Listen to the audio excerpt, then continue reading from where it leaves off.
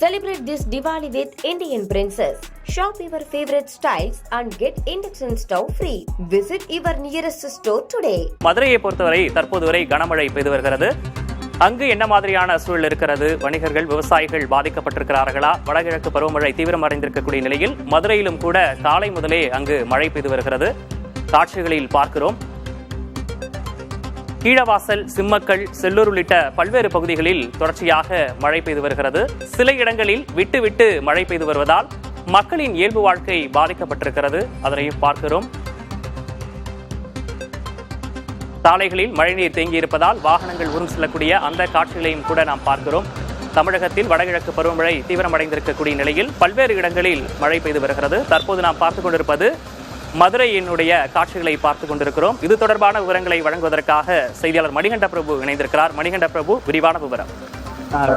மதுரையில் தொடர்ச்சியாக காலை முதல் 3 மணி நேரத்திற்கு மேலாக கனமழை பெய்து வருவதால் நகரின் பல்வேறு இடங்களில் மழைநீர் தேங்கி பொதுமக்கள் கடுமையான பாதிப்பை சந்தித்திருக்கிறார்கள்.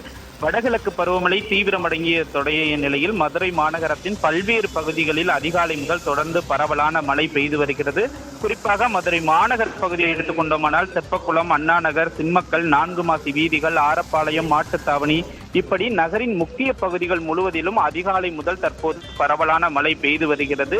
இந்த நிலையில்தான் நாம் பார்க்கும் இந்த இடமான சுவாமி சன்னதி பகுதியில் முழுவதுமாக தண்ணீர் தேங்கி அது குளம் போல காட்சியளிக்கிறது. இதனால் வாகன ஓட்டிகளும் பொதுமக்களும் கடுமையான பாதிப்பை சந்தித்திருக்கிறார்கள்.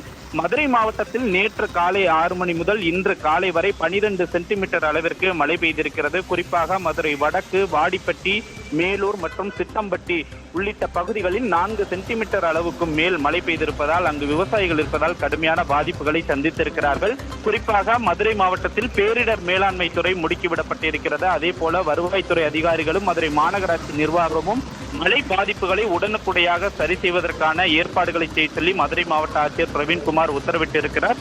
குறிப்பாக வைகை அணையிலிருந்து திறந்து விடப்பட்டுள்ள நீரும் வைகை ஆற்றில் வரக்கூடிய நிலை இருப்பதால் வைகை கரையோரத்தில் வசிக்கக்கூடிய மக்களும் பாதுகாப்பாக இருப்பதற்கு உத்தரவிடப்பட்டிருக்கிறது. இப்படியாக மதுரையில் தொடர்ச்சியாக காலை முதல் மிதமானது முதல் அதிகமான மழை தற்போது வரை பெய்து வருகிறது.